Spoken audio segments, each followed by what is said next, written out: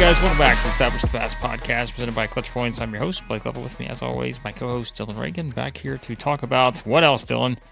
Where some of these players are going to wind up, because that is going to be the talk of everything NFL free agency here in terms of like looking at all the different landing spots for some of these top players. And, you know, Dillon, if we had a 12-hour podcast, we'd go through everybody. But we just don't have a chance to go through every single player that's going to be a free agent. So we're going to focus more on kind of the top tier possibilities. And there's some interesting betting odds out there for some of these players as to where they will wind up for their next teams. We'll talk about those. But, I mean, as always, Dillon, it's like we say this every year. It's quite an intriguing group of players that are out there. We know kind of headlined by guys like Kirk Cousins and Saquon Barkley, Chris Jones, and going down the list, Derrick Henry, of course, all these other guys. It's going to be fascinating. And as we always say, it's like you can have an idea of how a guy would fit with a certain, team and all this other stuff. But as we know, too, especially when it comes to like different positions, it's a domino effect. Whatever one guy decides will ultimately, impact what the next guy does and all this other stuff. So it'll be fun as usual. Yep, 100%. It's a lot of big names. I know we've had some pretty crazy ones over the years.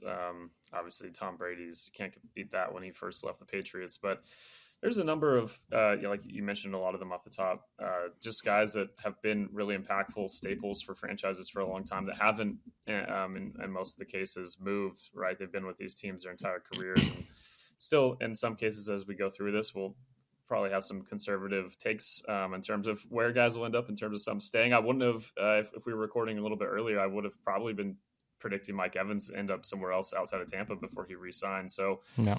maybe some of these guys that I expect to stay won't. It should be a lot of fun. But as we always caution, you can win. I think you win free agency in the NFL in particular compared to some other sports, and it doesn't always pan out. Look at the year after the Super Bowl win for the Rams and what they had a big offseason. It did not pan out. Obviously, only won 5 games the year after that, and it's a cautionary tale. And a lot of teams are going to express some restraint, I'm sure, with the draft coming up and so many promising players there. But nonetheless, a lot of big names, like you said, it'll kind of be, at least for some positions, maybe not running back in particular, where there's some guys you can make arguments about different guys who you'd rather have. But a lot of places, like for quarterback with Kirk Cousins, where he ends up, kind of sets the domino for where the other quarterbacks end up as we play it out. Same at other positions with top players like Brian Burns, as you mentioned, some of these other guys that are in here. Well, we can start with Cousins because I think he's probably the most, again, we've been talking about this one for a while. Like we knew this was coming. And so it's going to be kind of fascinating to see how this thing would play out. If you look at different places, it seems like, there are a couple teams in particular that you're going to find in most spots, and that is the Vikings. And it's also the Atlanta Falcons, who I think you've seen pop up quite a bit here recently. The Raiders are another team. I'm looking here. Bookies.com has the Raiders maybe with the best odds, but it is just barely over, either the Vikings or looking at the Falcons. Of course, these are for pure entertainment value. They're not really anything else. There's no inside information kind of stuff going on. But I think it's interesting to look at some of these teams that are out there. And again, the Falcons seem to be the one, if you just connected over the past couple of days as we're recording this, it seems like the Falcons, for whatever reason, I think it was what someone said something about, it was former, I don't remember who it was, but about how the Falcons seem like maybe we're going to be the fit for Kirk Cousins. We'll see. We've obviously talked about the Falcons quarterback situation and knowing that just isn't going to be the long-term solution there. Given everything, the bouncing back and forth they did last year and all of that. So, I mean, what do we think, Dillon? I mean, this is, again, depending on where you look, either the odds are the Vikings, Falcons, Patriots are another team I've seen thrown around out there. But this is going to be interesting to see where Cousins winds up. Yeah, we knew going into the offseason that of all the teams that were going to need a quarterback, the Falcons were up there, of course. But as much as now that it does make sense in my opinion, especially with they're bringing Raheem Morris and Zach Robinson comes over from the Rams. There's some connections to the Shanahan system and all these different things that you start to add up. Like, all right, in terms of what they might want to implement and the different things. I mean, Kirk Cousins was a guy that at times Kyle Shanahan thought he was probably going to be pursuing. I know there was a recent interview with Schefter talking about how there was a in the draft in 2017 that the Niners didn't even really look at any of the quarterbacks, including Patrick Mahomes, because they were so set on getting Kirk Cousins the year after. Things obviously changed, the Jimmy Garoppolo trade and all that, how that turned down. But yeah, I mean, he's been clearly a guy that since his Washington days, that the different branches of the Shanahan tree as they've gone off, they've still kept him in mind, and obviously Kevin O'Connell part of that too. And from the Vikings point of view, I'm sure they're gonna, at least I hope they're gonna try to keep him, because I think reality will hit quickly if they move on to another free agent in particular. We'll see if they are able to go the draft a QB and what their plan is there. Things can change drastically quickly. Teams can trade up, and not something the Vikings have traditionally done under the new GM, fairly new GM now, has been there a few years. It really hasn't been their kind of strategy, but maybe in this case, they really do think they need a little more of a reset.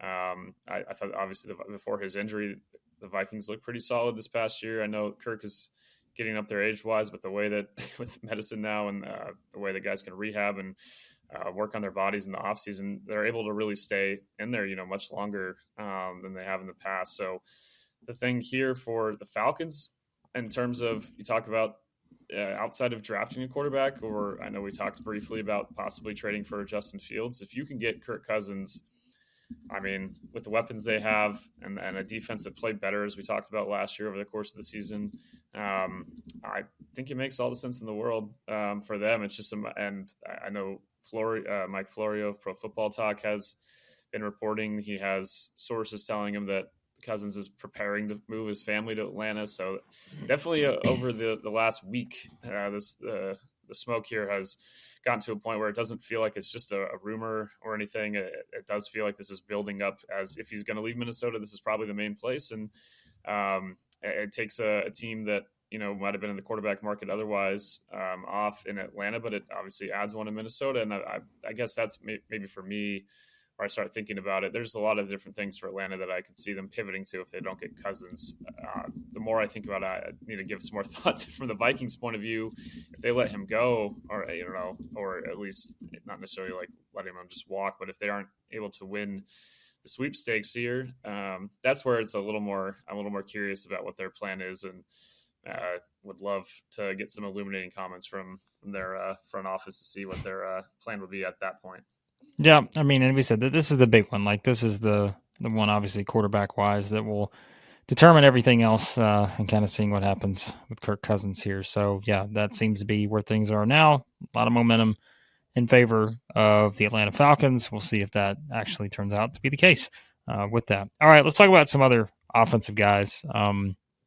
Running backs is always, of course, a fascinating one, given kind of where the free agency market is for running backs these days. And, of course, you've got Saquon, Derrick Henry, guys we talked about, Josh Jacobs is there. What do we think of this group, Dylan? Because I think this is another one where, Eckler, another one that's out there. So, yeah, there's a lot of fascinating ones. We go to BetUS here.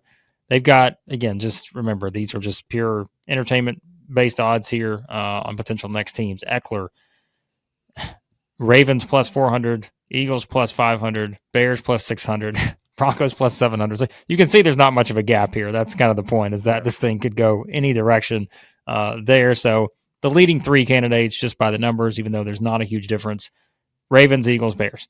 Well, if we go to Derrick Henry, two of those teams are involved with Derrick Henry, plus 200 Ravens, plus 400 Cowboys, plus 400 Eagles. Those are the top three for Derrick Henry. Josh Jacobs. There's another team in here you've heard before. That's the Ravens, who seem to be in a pretty good position to land one of these guys. They're at plus 400, as are the Chargers and the Texans. Cowboys plus 700. So, I mean, look, it's the same game we play every year. Tony Pollard, right? Guess who's leading the way with Tony Pollard? The Eagles, plus 400. So, it's just a matter of identifying which teams obviously need to fill this area and fill the void here, and figuring out who's going to go where. Like, that's what it comes down to with this running back group. We've always, I think, even during the season, we were talking about, well, if Derrick Henry gets traded, hey, Eagles or Ravens would make a lot of sense. Again, we know kind of Tony Pollard's situation. Saquon is now a fascinating one. I don't know. Again, Dylan, this is like, take your pick on these running backs, because we kind of see the same group of teams mentioned with all of them, just because they're the ones that clearly need a starting running back. So, Yeah, Saquon not getting tagged obviously gets thrown in Yeah. this mix. It's a definitely a loaded class in terms of we've obviously had a lot of running backs trying to get bigger deals and ultimately hitting the market, but the name power of some of these guys, you think of at least from a fantasy perspective. I mean, these are consistently four guys that have been drafted quite high for years now. Obviously, there's always a next group coming in, and you're always worried for that cliff where the performance starts to pay off, and that makes me curious to see in terms of what the actual deals are. But yeah, for Fitz, I mean I've felt at times that the Ravens have had some decent running back situations, but yeah, injuries have always been an issue for them. Same with the Eagles; they've tried throwing tons of guys there, and clearly, as you see here with the odds, they're still going to be in the mix. I think the Texans are the interesting one in terms of what that team could do with it. Let me look real quick at they got, in terms of the teams that we're talking about that are in the mix here, they have more cap space, at least at the moment, via overthecap.com, a little over 70 million compared to a lot of the other teams that we're looking that are often contenders trying to find another piece, and their cap situations aren't all quite as healthy. The Eagles are pretty good. So I think the Eagles are an interesting one in terms of who. That's the question. I think Derrick Henry, you mentioned before, I think the Ravens and Derrick Henry, I mean, I know he's had a lot of battles against him, but I imagine him just really making teams stay honest with the inside between the tackles and what that could open up for Lamar. And already we've seen Lamar able to create on his own, obviously, with another MVP season. But adding another weapon for him, I don't think is a bad idea if they can get the right price there. That's great, but I think again the Texans are the one that I'm kind of keeping an eye on in terms of, and the amount of money they might be able to spend, as they're unlike these other teams have the rookie QB that they're able to the rookie QB contract that they're able to kind of capitalize on and maybe spend a bit more and go the extra extra distance there. I think Saquon, obviously, when we've seen him healthy, and he's been at times more healthy lately. Still so explosive, and the time that he's missed maybe does keep him as a fresher option maybe for Houston compared to some of these other names. I'm kind of thinking, that's what I at the beginning when talking about how at the different positions guys will sign and how they'll dictate the market. This is the one at running back where I'm not really sure who that lead guy is. Maybe I'm being naive. Maybe it is someone that's obvious, but to me, I mean, you can make different arguments for Derrick Henry, Josh Jacobs, for Saquon. I know Eckler at times has been obviously in fantasy more valuable maybe than he's always been considered by teams, but still nonetheless, if you have a dominant running back to pound it inside and you need a third down guy that can catch the ball as well and also take a lot of carries just overall, I still think there's some value for Eckler. We've seen a lot of guys with his mold kind of have longer resurgent careers. Obviously Darren Sproles isn't comparing anyone to the magic of that man. It's maybe not fair, but nonetheless, maybe could move into where he's not always the primary guy. Maybe that little more freshness to him when he's getting those touches, what that could mean. So if I had to trying to make some projections here of where I'd maybe like to see guys. I think Saquon to the Texans for me, I don't know. So it's maybe sounds weird. That feels a little Madden-y in terms of just seeing him in a Texans uniform after playing for a historic franchise like the Giants. But I would love to see him and CJ Stroud together. I think Derrick Henry with the Ravens will be a lot of fun. And then for Eckler, maybe the Eagles. Maybe that's maybe trying to fit something in that doesn't necessarily need to there. But out of the other teams listed, we'll see what happens. You mentioned the Bears were third in the Eckler sweepstakes. I feel like they're going to end up maybe drafting someone deeper. I mean, at the end of the day, these teams are also going to be looking at the incoming running back class that maybe isn't as over the top. I mean, we've had a couple last year, even to an extent, where guys weren't being drafted insanely high.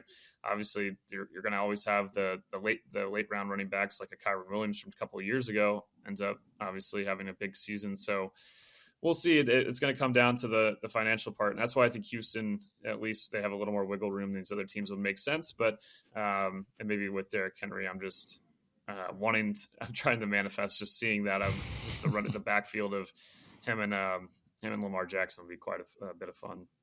This show is sponsored by BetterHelp. If you had more time every day, how would you spend it? A lot of us spend our lives wishing we had more time. But for what? Do you know what is important to you? Without knowing, how do we know how to prioritize our time? Whether you already know what you want to do or not, Therapy is a great place to work through challenges you face in figuring things out. Find out what matters most to you and plot a course of action to make it happen. Don't wait until the fourth quarter for you to make your move. Take action now and make it count. No matter the size of your goal in life, seeking help through therapy can empower you to take control of your mindset to achieve what you've set yourself out to achieve. It can help you develop skills for your personal wellness, which in turn will influence the way you tackle day-to-day obstacles. There's no shame in seeking help when navigating through the challenges of college life. Take full control of your life. Trust me, it'll be worth it. If you're thinking of starting therapy, give BetterHelp a try. It's entirely online, convenient, and very accessible. Just fill out a brief questionnaire and get matched up with a licensed therapist. You can also switch therapists anytime for no additional charge. Find your social sweet spot with BetterHelp. Visit betterhelp.com/thepass today to get 10% off your first month. That's BetterHelp, HELP.com/thepass. Yeah. I just, again, we've connected Derrick Henry and the Ravens, it feels like, for months now. And it just, for some reason, it feels like the universe is going to put that into play here. And it makes a lot of sense based on the style, everything the Ravens would need there. And as always, though, your Derrick Henry, drafting him in fantasy may not be the best thing because you just never know if you should draft the Ravens running back in fantasy. So that's the one thing I would add. Although he'll get paid enough that it probably won't matter about fantasy output. So, that's going to be interesting. Like you said, I'm not sure either if there is just one guy that's going to lead the way in the running back group because all these guys obviously have value in seeing what they get with some of these teams. All right, Chris Jones is a big name out there. There seems to be, at least over the past couple of weeks, when you look at it, and then I know Brett Veach has commented on it and all that. Clearly, the Chiefs would love to bring him back. I think that's pretty clear. I don't think there's any question about that. So, but if you want to look beyond that, we're going to have some fun with the Bet US odds here. And again, this is quite an interesting group of teams. The Raiders plus 400 leading the way, Lions plus 500, Cowboys plus 600, Bills plus 800, Ravens plus 900, Texans plus 1200, and then there's a full list of teams after that. Again, if not the Chiefs, I want to make that very clear. Like, these are odds that do not include the Chiefs for a reason. So if it weren't the Chiefs, hey, Antonio Pierce would probably love to have Chris Jones involved on the Raiders defense and the way they want to play. No question about that. But at least right now, Dylan, it seems like there's a lot more positive momentum towards the Chiefs. And I think trying to figure out who that other team would be right now is a lot harder to do because obviously Chris Jones would fit in great with quite a few teams and maybe be that missing piece they need to push them into another stratosphere defensively. Yeah, I can't really think of a team that wouldn't want him. Yeah. Like you said, though, for the Chiefs to possibly figure out how to make this work, they've figured out how to make it work the last couple of years. He's missed games and different holdout kind of things. You see his drive, and it's not a guy that he's not. You're not going to be worried about this guy getting a huge payday and not performing. He's an absolute competitor.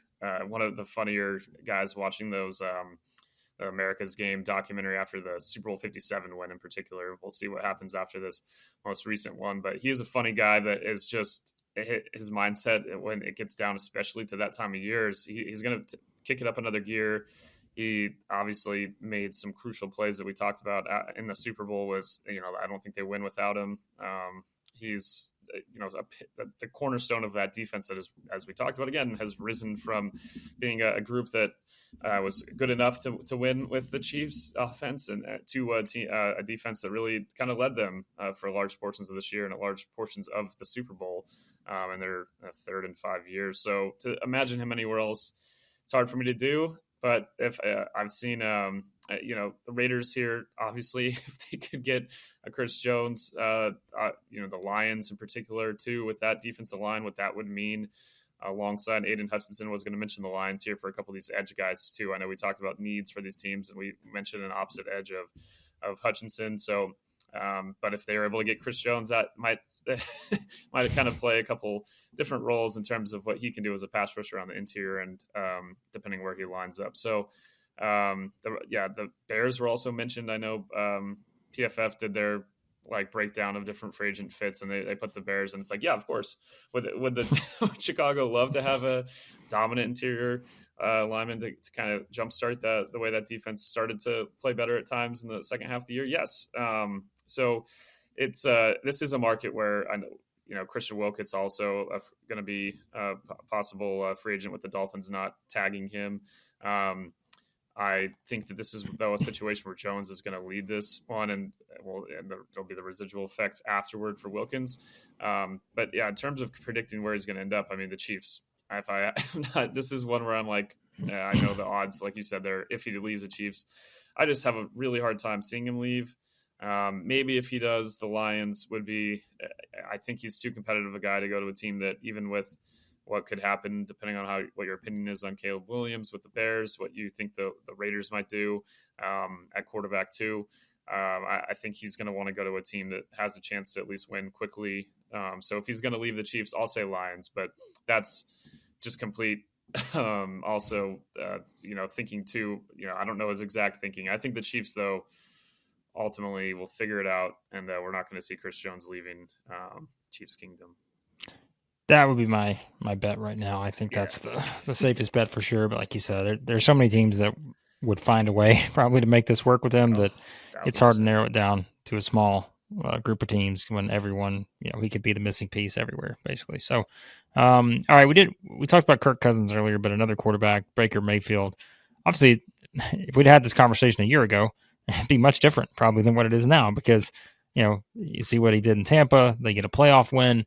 And it seems like, again, a lot of momentum towards him returning to the Bucs based on the season he had last year. And of course, they did just re-sign Mike Evans, as you said. So Evans is back in the mix, and it would just connect together that they bring Baker back and be fine. But I know, I think it was NFL Network's Daniel Jeremiah was at the Combine, of course, and one team he had mentioned, then the Patriots would be the other team to keep an eye on with Baker.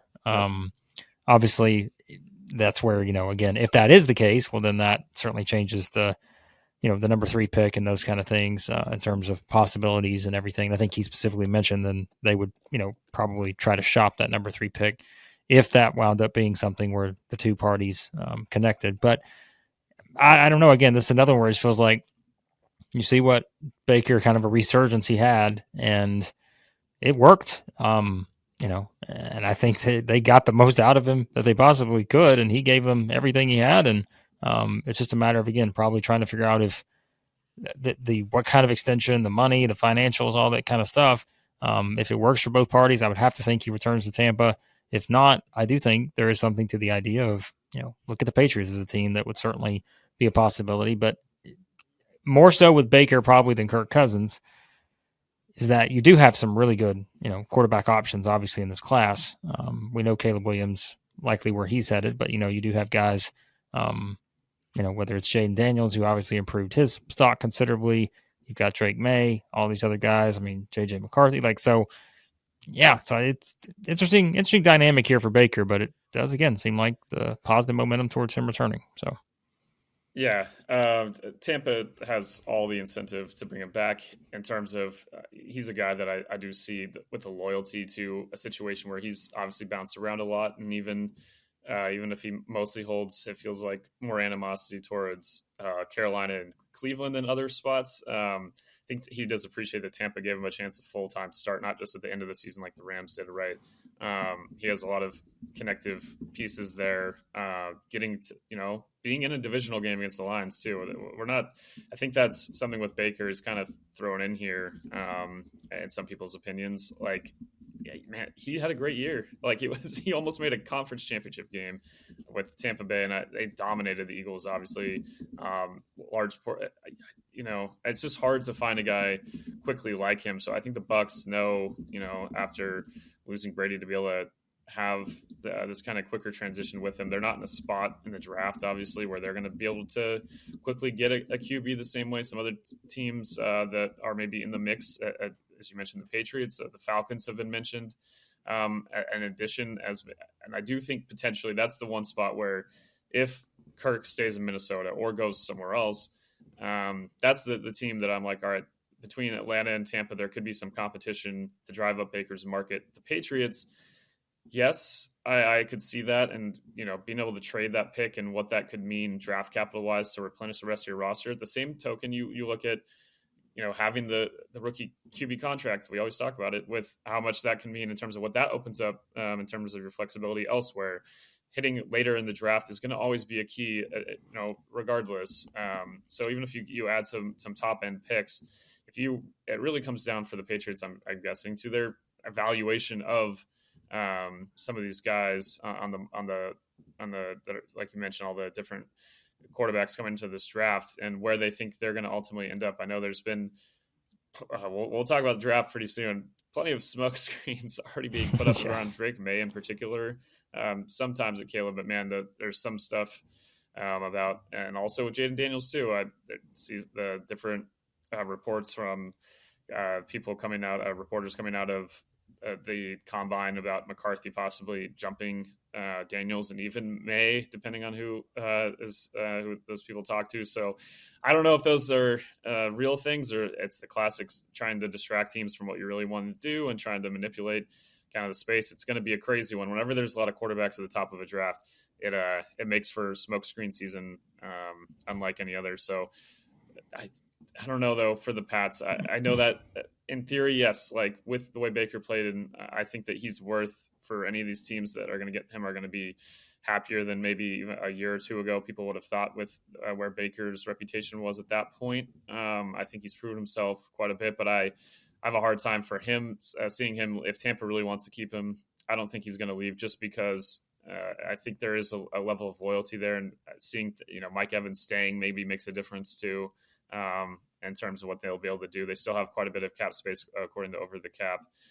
The Patriots have a ton also, but the Bucks and Falcons have plenty there. So again, that's where I think the one team that I'm picking the Bucks for him, but I think the Falcons are a low-key kind of sneaky one if they don't hit on Kirk. And that's where this Baker market, maybe Baker won't wait. Maybe the Bucks will make an offer, kind of seizing the opportunity while Atlanta's still in a waiting period, and he'll stay. But I think that's maybe, even though the Pats have a lot of noise kind of drumming up behind them as a possible destination, I think the Falcons for me are maybe a little more intriguing as a possible spot. All right, we'll wrap up with three defensive guys. These three, as we always say, the NFL.com does their top 101 in terms of free agents. These three are in the top five, and understandably so, behind Chris Jones and Kirk Cousins. Josh Allen, of course, with the Jags, Christian Wilkins with the Dolphins, and then Brian Burns with the Panthers. Of course, we saw the update that I think they put the tag. Exclusive, franchise tag on Burns. That was, I think as we're recording this on Tuesday. So, again, I mean, kind of like we said with Jones, you've got three guys that obviously have all made significant contributions. All kind of around the same age. Burns 26, Allen's 27, Wilkins 28. So all three kind of setting up for a very interesting, free agency period potentially. Even though again, there's going to be a couple of these cases where it would not shock anyone to see this player return to their former team. So I would have to think that's the case here, Dylan, with these guys. I don't know if it's going to be as anticlimactic as some of these others, but you never know with free agency. Yeah, it's there's a lot of teams that have pretty big needs and a lot of cap space and are ready to spend for these kind of guys. Pass rusher obviously so important in what Christian Wilkins does in the inside. Like I mentioned, I think Chris Jones is going to kind of run that market, but in terms of where Wilkins ends up, maybe a little different market than Burns and Allen, both pretty young guys in terms of hitting free agency. And obviously Burns, as you mentioned, with the tag, not surprising that the Panthers weren't going to just hope to recoup a comp pick and play for him. The value of him is going to be much higher in a trade. And I still think after putting the tag on him, given where the Panthers were last season, it's going to make a lot of sense for them to trade him. I don't know if they're going to get the offer that they, we go back to the 2 first rounders the Rams reportedly had offered back after their Super Bowl season that the Panthers turned down. Don't think you're going to be getting that kind of offer, but there are some teams that are going to be a little more desperate in terms of trying to acquire a guy like him. It's not easy to find a Brian Burns in the free agent market. Obviously, that's why he's not even now. It kind of enters more of the trade market. I think the Bills still are an interesting one in terms of what he could mean for that pass rush team that, they tried to address that with Von Miller and, off the field, on the field things sort of fell off. And that hurt them there. I think the Lions, as I mentioned, as a team that could look for an opposite pass rusher, I think that's where Josh Allen maybe from Jacksonville hits in terms of where he could end up as a possible destination. I know the Rams have been rumored a lot for Josh Allen too. I think those are maybe two of the teams that consider themselves, even if the Lions went much further than the Rams, but I think they both consider themselves as competitors in the NFC this season. So I see him maybe between those two spots are the ones that outside of Jacksonville, if the Jags, disappointing obviously into the season, but both teams need a lot of help rushing the passer, and especially for the Rams. But you look at the Lions, I mean, with what Aiden can do and what that would mean to open him up, I think I think the Lions will find a way to get one of these bigger names on the defensive line in free agency, and maybe they'll be trying to address it in the draft too. But I think there's enough guys here that have a chance. And then for Wilkins, maybe a little bit different teams in terms of where he'll end up. Not getting the tag as was reported yesterday, so that opens things up for him. I think the Dolphins obviously would love to have him back, but I mentioned a team earlier for one of the running backs, but a team that also on the defense line could use help, the Texans. And you talk about a place too where the culture that is being built up there and what it could mean with D'Amico and that whole defense, and they were swarming at different times. And I think that's a really attractive place that has money to sign these kind of guys. So it's crazy how things change. We weren't talking that long ago about a Texans team that I wouldn't have said that a lot of people want to end up there. And now it's even for Brian Burns too, in terms of what a possible trade package that they could drum up with some of the picks they still have. And obviously the style there, I think they're another team that kind of with the Lions, Rams, Texans, I think that those three, all teams that consider themselves contenders here in 2024 that have needs along the defensive line. And with the openings here are going to give some stiff competition to Jacksonville and the Dolphins trying to keep a couple of their guys. And I think, with Burns, hopefully for the Panthers' sake, drumming up a pretty big trade market for him, even if it's not going to be quite as big as some of the offers they would have received a couple of years ago.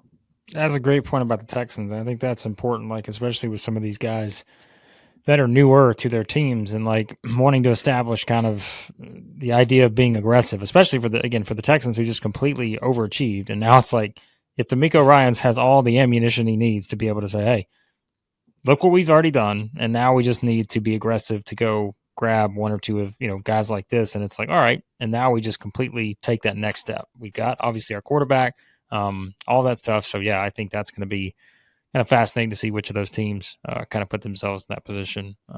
Again, I think the Texans should be aggressive. The Lions as well. They're kind of two similar teams in that they're trying to build in a certain way and are ahead of probably schedule than maybe where people thought they would be. So it'll be interesting. Any other guys quickly, Dylan, we want to mention? I know again there's so many out there we could say talk more about, but again, just any quick hitters on some of the other guys maybe. Yeah, I know they already put the non-exclusive tag in Kansas City on L'Jarius Sneed. He was one that maybe would have entered the mix and still possible trade market. But we've talked about the Ravens having Matabuke and a lot of guys hitting free agency for them. More defensive linemen. It's a class, Daniil Hunter from Minnesota, where there's going to be quite a few guys that if these teams that I mentioned that we talked about strike out on some of the top guys, they got some decent fallback options. I know Jalen Johnson I had written down. I think at corner for his age and what he's able to do makes him a really intriguing guy that I think the Bears are going to find a way long-term to keep him. But one that if he did hit the open market, his price tag is going to be really high because there's just looking down the list, there's a lot of some solid safeties, some different, other players, all offensive linemen. Tyron Smith, obviously a really big name with what he's been able to do over the course of his career in Dallas. I mean, there's no shortage of big name free agents. As I scroll down, I joked before, I was like, even Chase Young is on here. I mean, there's and didn't really, even put him down initially on here, not to disrespect him, but Tony Pollard. I mean, there's a lot of impact guys that could be changing the scenery this offseason. And it's always an adjustment period. But by the time the season starts, we get kind of used to it. But nonetheless, yeah, those are some guys I throw out there, and Jalen Johnson in particular. Whereas if he actually does hit the market somehow, or is in a a strong trade market even, I think he's the one that's the name I'm where he could end up getting a corner with his ability at his age at 25. It's not easy to do that without drafting guys. So I think the market there. A lot of teams, the Rams, for example, a lot of teams that would be quite interested in Johnson's services.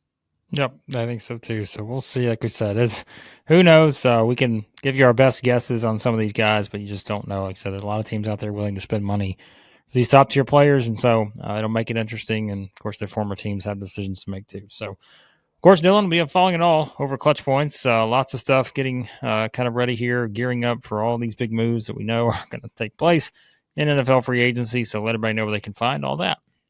Yeah, you can go to the NFL section of the Clutch Points app, NFL section of ClutchPoints.com on the homepage as well. Yeah, tons of free agency coverage. We have by the time you listen to this, it'll be a couple days after, but we'll have a lot of coverage of the the deadline for tagging players on Tuesday. So Jalen Johnson in particular, we'll see if he's going to hit the market or be more of a possible trade kind of chip here. But yeah, we have all that coverage. Been going through the best landing spots for these guys, the same kind of conversation we had, breaking it down more in depth for some of these top players, looking at the team, from a team point of view. If you want to look at your favorite team and some of the free agents we think they should be signing, you can find that at Clutch Points. You can also, from the NFL section, you go to the teams page there. You can go to every single team hub and tons of news, tons of coverage, a lot of big breakdowns. It's been again, the offseason, sometimes this March, April time period through the draft is almost more busy than parts of the actual season. So tons of stuff to look into if you're missing football and, looking ahead to 2024. Yep. Check it all out over Clutch Points. Like I said, lots of stuff to come there, getting you ready for a wild offseason, as always, in the NFL. So check it all out. Be sure to subscribe to the podcast. Any podcast app you use, search for Establish the Pass. And thanks as always for listening to the podcast, and we'll talk to you next time here on the Establish the Pass podcast.